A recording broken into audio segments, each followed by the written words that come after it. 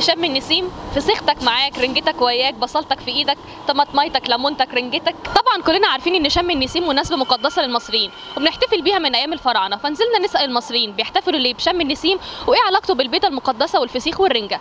وهبي شم النسيم، تحتفلي ليه بشم النسيم؟ هو انا اتولدت لقيته عيد مش اكتر. اي حد بيحتفل بشم النسيم. انا مش عارفه، انا بسالهم دايما ما بيقوليش. هو عارف، ابويا بيقول لي حرام وحاجات كده. حرام اصلا.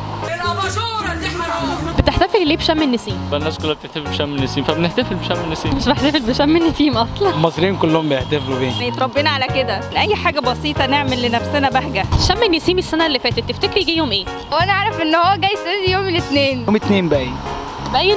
لا والله ما عارف. انا من اول ما اتولدت بيجي الاثنين. يوم 2. شم النسيم السنه اللي فاتت جه يوم ايه؟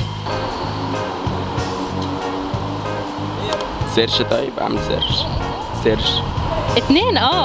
مش هفتكر قوي يعني، عاده بيجي يوم الاثنين. يوم الاثنين الساعة 2. شوفي ازاي. مش فاكره طبعا. تعرفي ايه عن سر البيضه المقدسه وليه بنلونها؟ البيضة المقدسة. انا امي تقول لي خد العب بالبيضه، فاقول لها ماشي هات الون. هيبقى شكلها حلو يعني. بس ممكن افتي او افتي. ممكن تكون البيضه رمز حياه، ولما بنلونها بنلون حياتنا كلها بالوان زاهيه، او املنا فيها انها تبقى الوانها زاهيه. تعرفي ايه عن سر البيضه المقدسه وليه بنلونها؟ فولكلور فرعوني تقريبا. مش عارفه برضه. انا مش فاهمه علاقه شم النسيم بينا اصلا. لا ده احنا كنا بنحتفل بيه من ايام الفراعنه. والله. عرفتي؟ ادخل الطب في الاسنان يعني. طب في الايه؟ بالسياسة في الطب. الشك في الكمين. ليه؟ الشك باليقين. الشك في الكمين. هي اكيد عاده فرعونيه. ايه العلاقه ما بين شم النسيم والفسيخ والرنجه؟ والله ما عارف. بلاقيهم بيعملوا كده برضه باكل زيهم. ليه فسيخ ورنجة بشم النسيم؟ الله اعلم. علاقه مش مظبوطه، علاقه مشبوهه بصراحه يعني. مش عارف.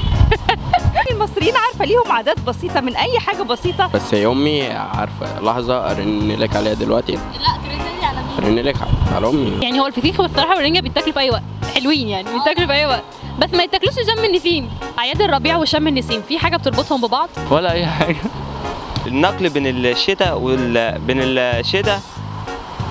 اسمه ده عيد الربيع ولا الربيع. والله العظيم يا جدع، الجدع ده بيسمع حاجات غريبه وعمال. هو ايه عيد الربيع ده؟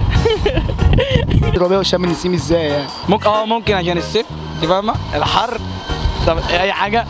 تحسي يعني ربيع يعني شم نسيم، يعني ان هي فتره يعني حاجه واحده. هو شم النسيم بيبدا الربيع الاول وبعدين شم النسيم. بسأل ايه؟ اسئله غير منطقيه. منطقيه؟ بتكلم سؤال واضح وصريح، ايه العلاقه ما بين شم النسيم واعياد الربيع؟